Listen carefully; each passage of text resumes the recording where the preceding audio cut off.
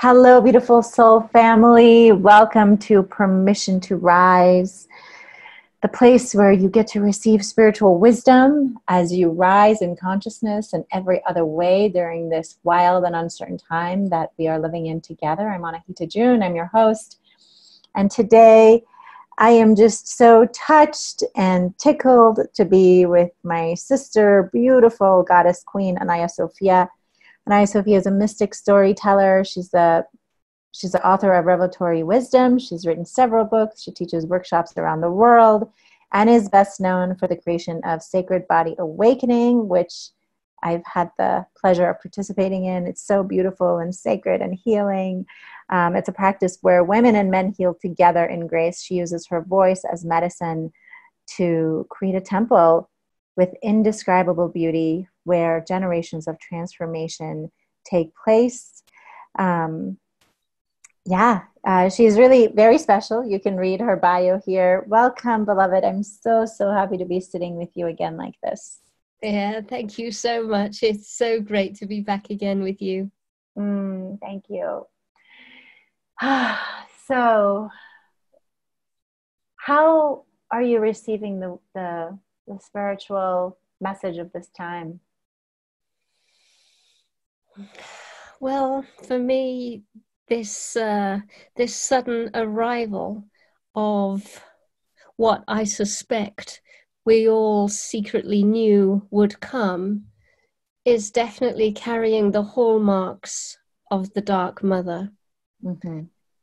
I feel time is up for us humans. We've been given so many opportunities to adjust and change our ways. But honestly, I don't think we were going to in the time frame that it needed to happen.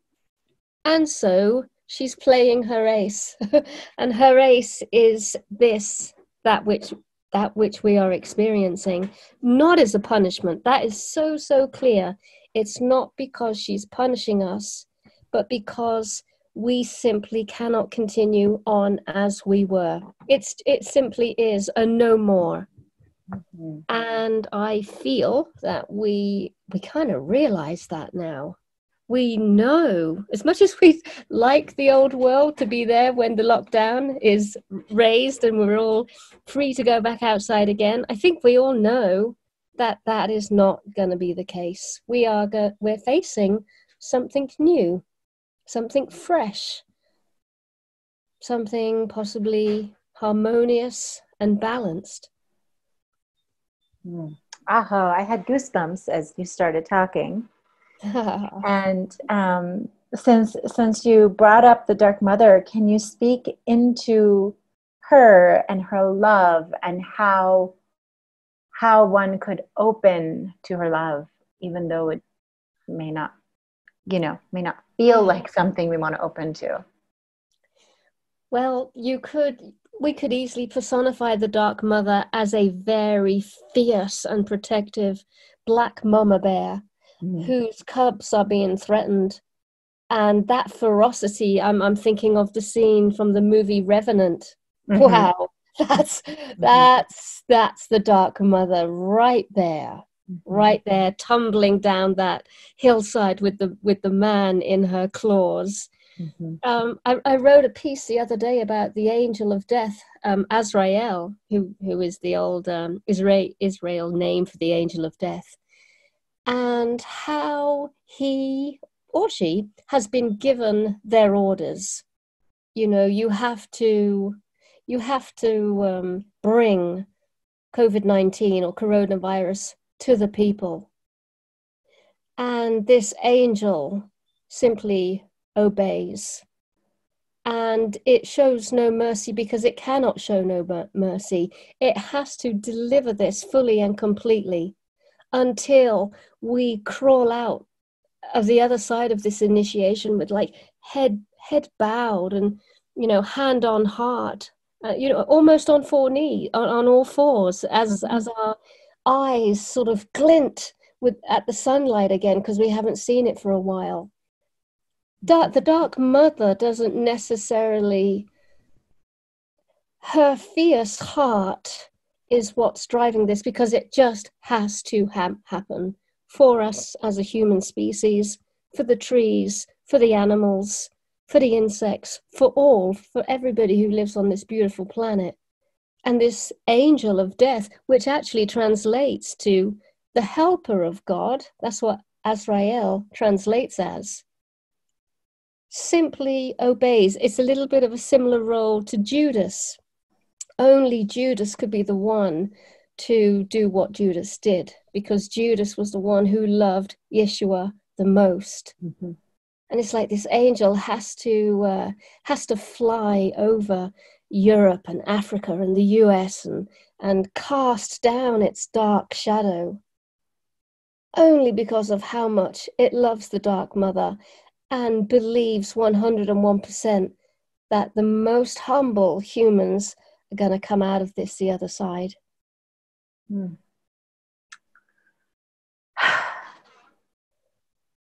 So I want to take a little turn, because I'm so on board with everything you're saying. And then there is, I don't know how much, I mean, I know you're connected and tuned in and doing your research, but I know that there are so many different talks of conspiracy theories and like what is going on, what has happened on the 3D, right? Because we're speaking about the spiritual right now. That's what we've been talking about. But then there is the 3D. And so how do you see the dance here, right? Like, is it that the people in the 3D who are doing whatever they're doing, are they off the hook? Are they the dark angels? Are they, because I know that our listeners I know that we're all grappling with these things. Like there's the spiritual opportunity, and then there is the opportunity to also get mad. Yes. Yeah. Well, let me take my time to say these. Let's say archons. Archon is a word I use. It's a Gnostic term. Back in the days of the Bible, it would be the 7 deadly sins. We could just say seven forces, 7 influences. And again, it's that number 7, because apparently it takes 7 powers to create dense and physical matter.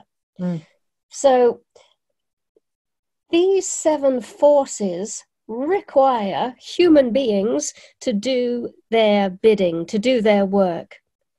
So yes, there could be a conspiracy theory. And yet the way we began our conversation, and that still exists. You know, I've been watching David Icke and so many. And whenever I hear and feel and watch the transmission from the conspiracy theorists, I notice I'm going very deeply into the mind and very into the world of doubt, and is it this or is it that, and confusion and chaos. But that doesn't mean there is no conspiracy theory. What I decide to do is just raise up a few notches and return back to the overview. Because if it is a conspiracy theory, if it is a biological weapon purposefully released, still when I raise up to the overview, it still could serve this Dark Mother agenda. Because it's still having the intensifying, catalyzing effect on us. Well, what I love is what you're saying is, because if we get too locked into 3D and we're too locked into conspiracy theories and all of that, we actually lose our power. We go into fear, and then we don't actually have the power to create change. Yes. That's out of the 3D. You know, maybe we can push some agendas along on the 3D, but I think then it's kind of like, where is the balance of raising up a few notches so that we are back in our connection with the divine and our power as creative beings, and then not having it be that we rise up above and like basically go into spiritual bypass, so that the indignation that is required to happen, that the places where we need to get mad and create changes in our world and create changes in our lives, like where's the balance in that? Because I feel like it's both, right? It's like if we go too far down, we lose our power, we're afraid and crippled by fear. If we go far up and we haven't like learned how to bridge, then it's just kind of like, oh, everything's okay, and there's still no power. Yeah, I feel there's that classic old mantra, we're in it together. We truly are. I believe there will be some of us that hold the overview. There will be some of us who get into their sacred rage and challenge it completely and utterly. And we will change. And everybody's going to have this unique and very personal and very intimate catalyzing path before them. And I really feel that we just take it steady, step by step. What is my appropriate reaction and response to this? Yes. And to be loose and fluid and lucid. And, one moment you really are, you're in the embodiment of the Divine Mother, seeing the overview. And then a moment later, and it's not less than, and it's not wrong, but you're challenging one of your neighbors because they have no regard for the safety or the curfew, and they're coughing and spluttering all over someone. And that doesn't make us less spiritual or less centered. Do you see what I mean? Yes. I saw a great headline yesterday, and it said something like, the greatest revolution right now is to create an urban garden. Yes. And I thought, that's another choice. You can switch off your TV and your internet and just absolutely transform your lawn and your flowers and your beautiful sculpted garden that looked so pretty, like the one I had, and turn it into something that grows vegetables. And do it with no shoes on. Get into it, feel it, be that for a day. And then tomorrow you can be the world's greatest ass kicker as you challenge and send off your petitions and activate real rebellious action. Yeah. Well, it's necessary, right? For sort of like I feel like we're experiencing the collective dark night of the soul. Yeah. And the permission to go wherever we get to go is part of that. That's kind of like what happens in a dark night of the soul, is that everything comes undone.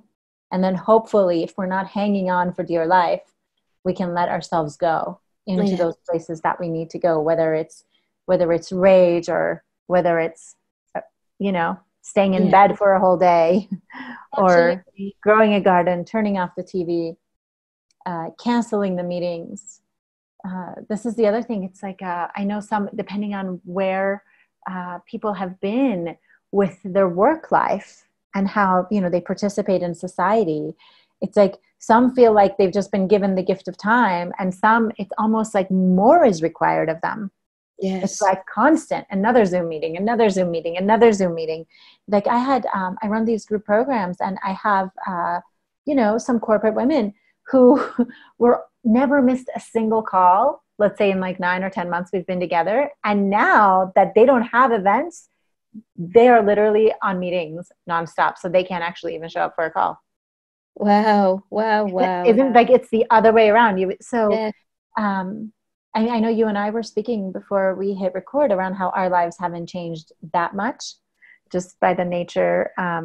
Anyway, like I'm a bit of a hermit, and I think you might be as well. Yes. And we both live in the mountains, and then there's everybody else. And so it's like the balance of what the world is asking for, meaning like the agreements that we have, the places we get our money or paychecks or the people that we serve and relationships, like showing up for what the world is asking, and then being able to even have the space to connect with what is happening and what is my role, what is my unique role, what am I feeling, how do I navigate? What would you say to that person? I mean, children are at home needing to be homeschooled. Yes. Yeah. Well, what I was going to say before that, is I always have this hallmark, this kind of like litmus test. If it's personally shown up for me in a direct way, then it is for me to attend and respond to this.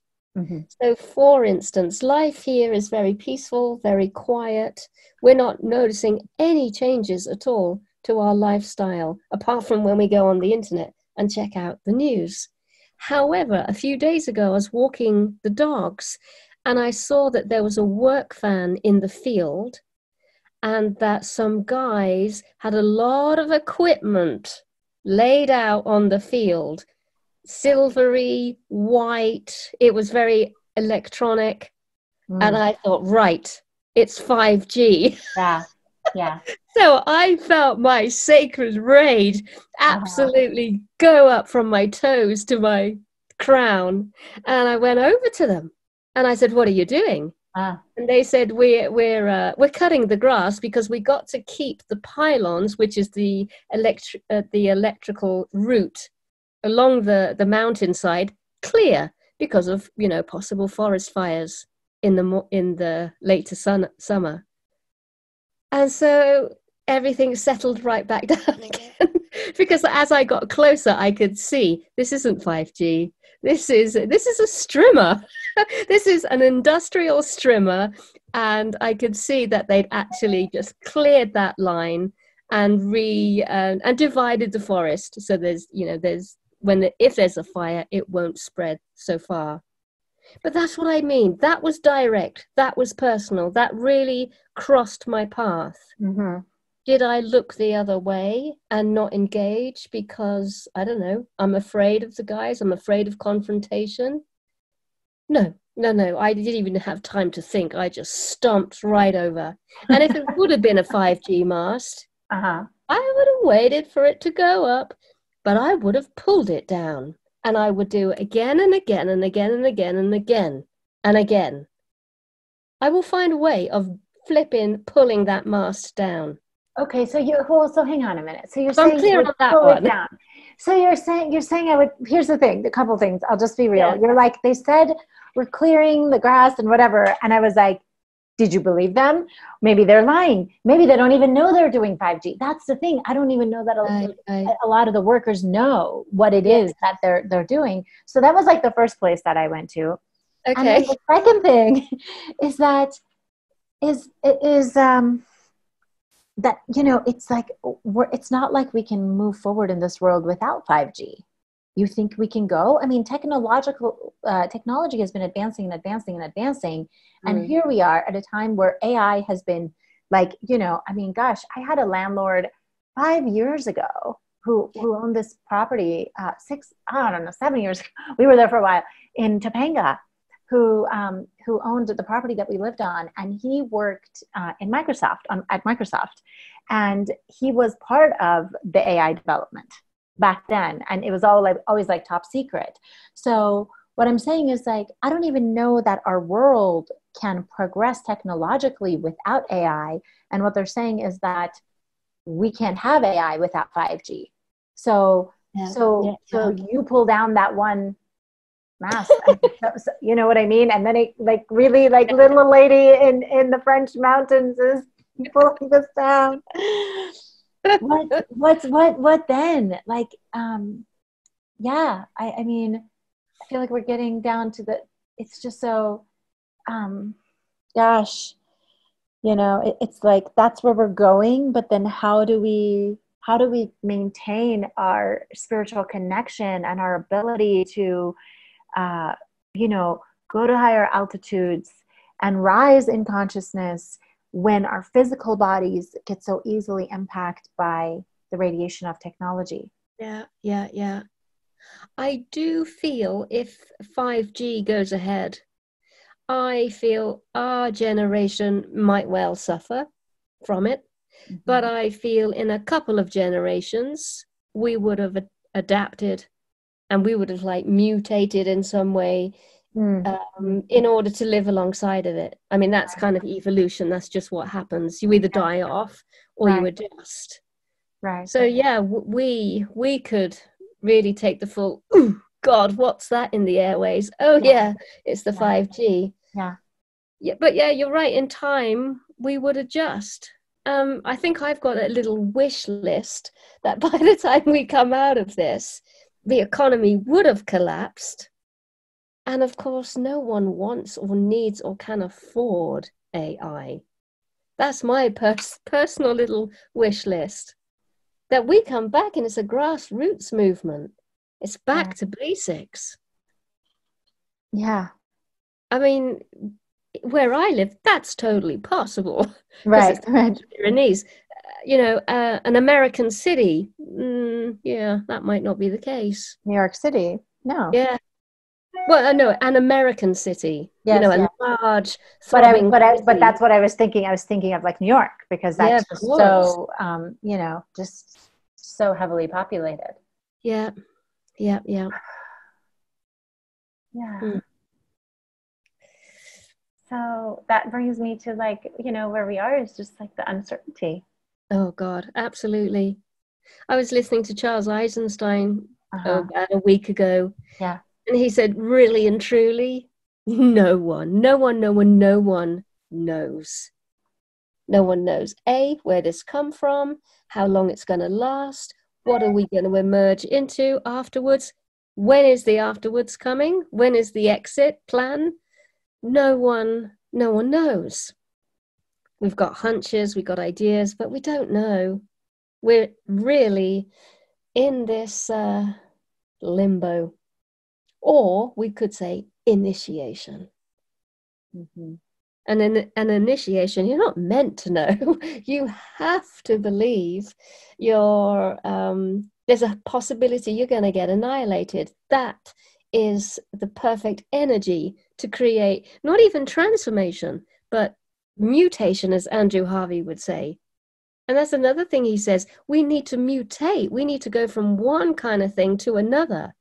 Transformation's not enough. We need a qualitative change. Mm-hmm. Yeah. Thank you for that. Transformation is not enough. No. Yeah. So how are you, I mean, I know you are, you have so many years of practice underneath you to resource you. And how are you navigating your own personal relationship with the uncertainty and the changes? Well, I was talking to somebody today. I was growing up in the 80s. And when I was 7 years old, my father took me to one side and asked me to watch a movie with him, which was called The Day After. And it was a movie about a nuclear bomb going off. And in England during the 80s, that was a very real threat. That was a very real probability. Mm-hmm. So I watched it with him and, I'm 7 years old. This was like, wow. And then we discussed afterwards about what could happen, that apparently there's a siren and I've got 20 minutes to decide whether I want to shelter and live through it, or I could run out into the open space and get blasted by the light, and then that's the end of me. And honestly, he put me through this whole drill of saying, don't bother looking for me or your mother, because that would just be chaotic. You need to make a decision for yourself. Wow. So I have lived with this kind of shadow, if you like, in my mind that something like this definitely could happen. Mm-hmm. And I really felt it's going to happen in my lifetime. I just know it. I carry the code, so to speak, of it, that reality lives inside of me. So I must say, I've lived this life looking out for when is it going to happen. Mm-hmm. So,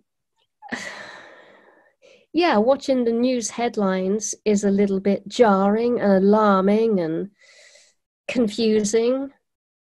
But my being is so steady and secure and able to navigate and go through this, seeing the light, knowing the quality of initiation, having immense faith that what will, as I say, what will cross my path, you know, what will happen to me, whether I catch it and die or whether I don't come anywhere near it and survive. I trust that completely. And that's the thing, you know, when we return back to Azrael, the angel of death, he's always carrying this great big book, and he's constantly writing in names and erasing out names. So, you know, my question is, does COVID-19 have my name?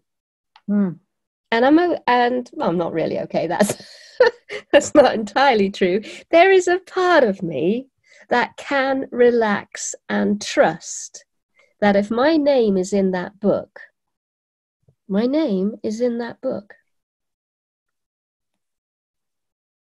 Do you see what I mean? I return back to that angelic force again.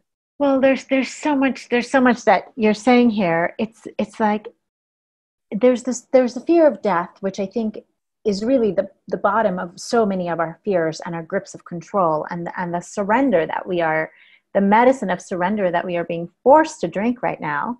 You know, like take it or just, you know, explode with stress.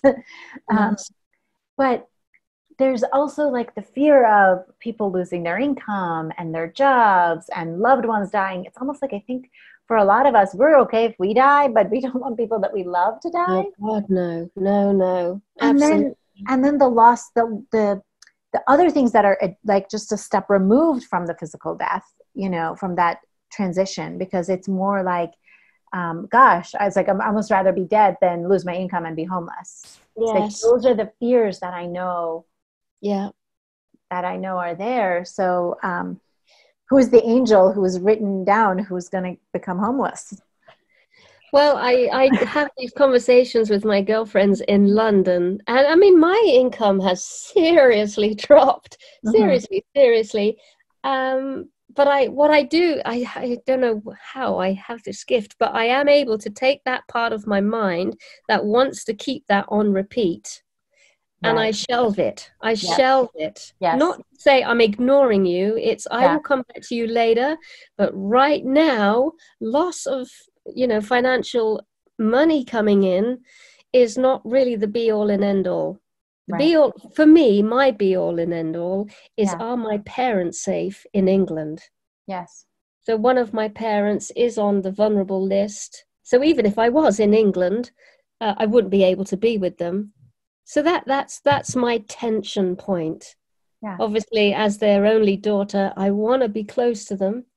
Yeah. And I guess what I'm doing is I'm just holding my mum and dad until we come out of this the other end. But I've also had the conversation with myself.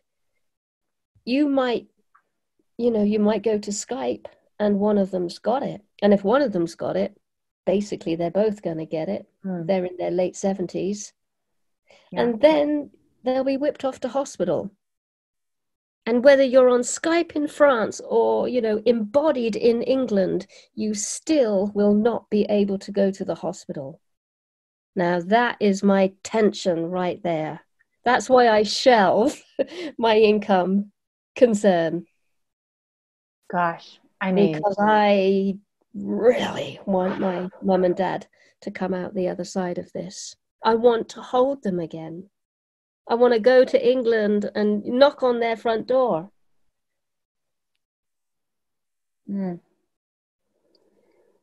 mean, that's one that I shelve because you know, both of my parents are on that list, on that vulnerable list. Not, you know, and I'm just, I mean, I don't even think I'm letting myself go there. I'm just holding it so high, you know. Yes. I've given them so many supplements, you know, and just I had to really have a, you know, a talk with my mother because she was just not getting it. It was like maybe 3 weeks ago, and she, you know, she has had asthma her whole life, and you know, stuff. And I was like, Mom, you can't spiritually bypass this, because she just kept going straight to spirit. Oh, we're protected. Oh, we're good. I was like, Mom, like you just got off the steroids for your lungs. Like, again, please, you know? Absolutely. So when you're saying that, I'm like, oh, I'm not even letting myself go there, because Yeah. that's the thing. It's like, well, just keeping the high watch as much as we can. Yeah. Yeah. Yeah. Yeah. And I the mean, thing you said, yeah, go ahead. I was just going to say, it hasn't impacted me yet. I don't know anyone personally Mm-hmm. and intimately who's got the disease and died. I know plenty of people in London who's picked it up, but they've been in their 30s and, 10 days later, they're fine. So that part of the angel's message hasn't got close yet. Yeah. But, there's a very fine chance it will. Mm. Yeah. Yeah, we'll see. We'll see. Did you see the writing from Sylvia Browne? Oh, no, Yeah. I didn't. So I didn't know she's transitioned now, I guess, for a while. She's not alive anymore. But there's this book of, and the name of the book is so interesting because I think it was just designed to like sell. It's called like the end of the world prophecies. Right, right. Right, the end of the world as we know it. Right, the end of the world as we know it prophecies said that in 2020 there would be a pneumonia-like flu that would sweep the globe, and Did see this. it would be global, and it would take some people with it, and then it said it would go as quickly as it came. It would vanish to return 10 years later and then disappear for good. Wow. Isn't that just so fascinating? Yeah. So Now, if that is the case, mm-hmm. then that's me, wiping my hands and going, okay, that is fully the Dark Mother. Mm. It arrives, it disappears, it returns 10. That is like classic Dark Mother medicine. Mm. Mm. Ooh. Yeah. I'm so grateful that you brought that in, just starting the whole conversation with that. And there was something else I wanted to say too, when you were saying about your father having you watch that film, and the nuclear weapons at that time. I was thinking the other day, like, why am I so like, kind of like, why am I so good? And I was just like, I think there's a resiliency that gets created based on what we've already lived through. Yeah. And I grew up in the war. Like the first 8 years of my life were straight up like sirens and bombs and Wow. like active war. Like this town shakes because the bomb drops and people die. And so it's just kind of like what you were saying, that this has just been in your psyche. And so it's kind of like, I'm like, okay, stuff like this happens. Yeah. Because this is planet Earth, and we need the contrast. Yes. We need it. Yeah. And we're being loved through it, which is what I so appreciate about you bringing in the Dark Mother. Oh, absolutely. The love. Yeah, there's so many aspects. The ancestors, they'll be rooting for us for sure. They know we're little snowflakes. Yes, I saw the movie of, The Day After, and, sounds like you've had way more experience than me, but most of our generation haven't known anything but comfort and luxury. We haven't done war, we haven't done famine. Yes. We haven't had a dictator. So we're known as the snowflakes. So I expect my side, the Irish, they're really standing there firmly, like I imagine them like Frodo Baggins, no shoes, muddy feet, quite hairy and stocky, like, you can do this. And and your ancestors and what they've lived through and what they are passing through to us in the present moment. I'm sure another thing that's really up for people, certainly up for me, is food.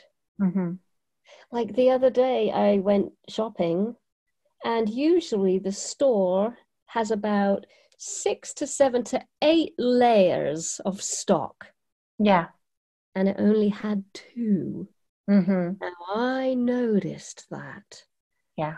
And that touched a fear in me that I've never felt before. Now, why did it touch a fear in me if I've never felt it before? I know why. Because half of my blood is Irish. Mm-hmm. And my father knows about being hungry and having no food and eating, like a madman when the food does turn up on the table. Yeah. You see what I mean? It just came alive in me. Whoa, they're running out of stock. Yeah. And I'm saying that with my storytelling voice. Yes. It's truth. My God, of course it's a concern. Yeah. Yeah. Well, I was thinking about that even just before you said that. Like literally right before you said the thing about the food, I had a flash of what it was like growing up during the war, which is that we had to ration, and it wasn't like, oh, ration at home. Like there was government ration, and so like you got sent coupons, and then you could, based on how many, your coupon based on how many people lived in your house was how much meat you could buy. Yes. And so I remember my grandmother standing in line, and and like that was the day where we had the thing with the meat. Yes. And then we went back to like the lentils and rice. Yeah. And I was literally just having a flash of that right before you said that about the food. Wow. Which brings it back to this thing that, again, so many of us have known and have been talking about, which is grow your own food. Absolutely. Come into relationship with the earth. Come into food is thy medicine. And I can say this for myself too, because, I've been saying that we moved to Colorado, and the weather here is just, I came from LA, so it's very different. And I'm not the biggest gardener in the world, but I'm a little bit better when I'm somewhere warm where I can sort of, I'm just a little better when it's warm. And so now we're not going to be staying here for much longer, but I'm just like, gosh, like if we were staying, I would be all into planting the food. Yeah. And yeah. So now I get to wait till we go to the next place and just plop down and not move and grow a garden and, walk barefoot on the earth, like what you were saying, which is kind of like, I feel like we all need to be a combination of planting our food and gardening and then laying in the dirt and covering our bodies with dirt. Yeah. Every morning I go to a tree. This is like my little walk with the dogs. And I often find myself sort of breaking down into like soft, humble and sort of gratitude-filled tears. And it often goes along the lines of, I'm so sorry that I forgot. I forgot about gardens. Yes.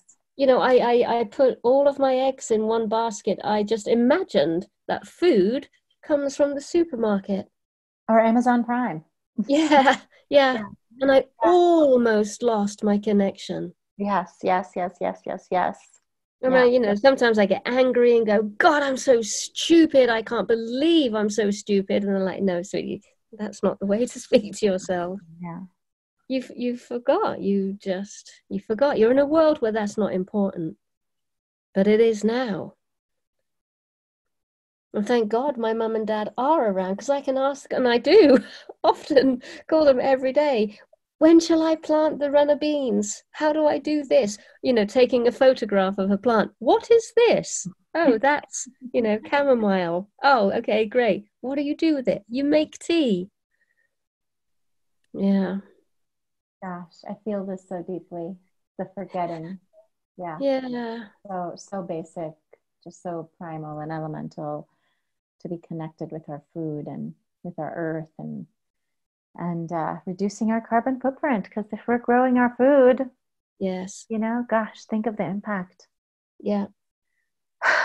I so appreciate you, Anaiya Sophia. What just beautiful wisdom, what sweet, magical voice, and just all the beauty that you have brought to this community through this real sharing of yourself. Thank you so much. Thank you so much. And to everybody listening, I just want to say, God be with you.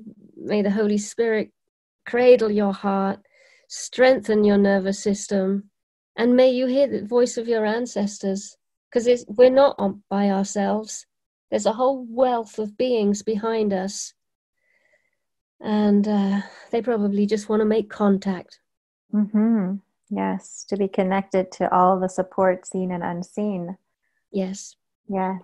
Yes. Thank you so much, beloved. I know you have an offering still, yet beyond what you have shared with us for the community. What is that? That it is called Sacred Thunder, a Dakini blessing. Mm-hmm.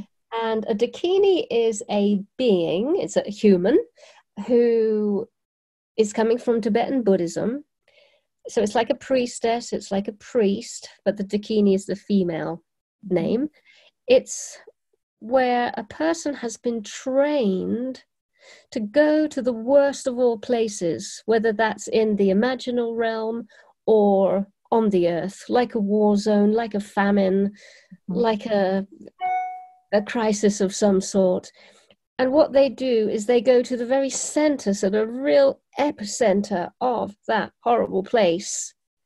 And they are dressed as if they are of the dark, cruel, suffering world. So they get past any guardians. Yes, yes. So they look the part, if you know what I mean. Yes. And the minute they reach the center, they undress. And what they reveal is the most purest bodhisattva, compassionate, almost like a Kuan Yin essence. Mm. Now, they don't reveal it because they want to change the darkness to become light. They reveal it because they just bring the light. And if anyone wants some, go ahead. But if you don't want some, no problem. I'm just gonna sit here. Mm-hmm. And so that could be seen also as something we're living through at this moment. Yes.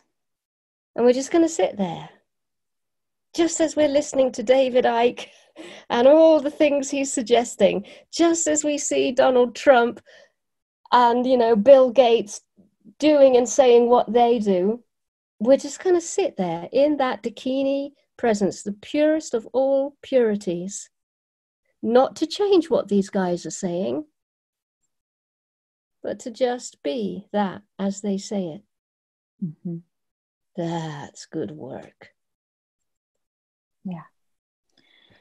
Wow. So it's a Dakini transmission still beyond what the story you just told us. Yes. Yeah. Well, I'm going to get it, and I mean, it's just so delicious to listen to you. So, thank you again. So much gratitude and love for you, and I'm just grateful to know you and that we're connected and we get to come together in this way and be of service, hopefully, to those who are with us.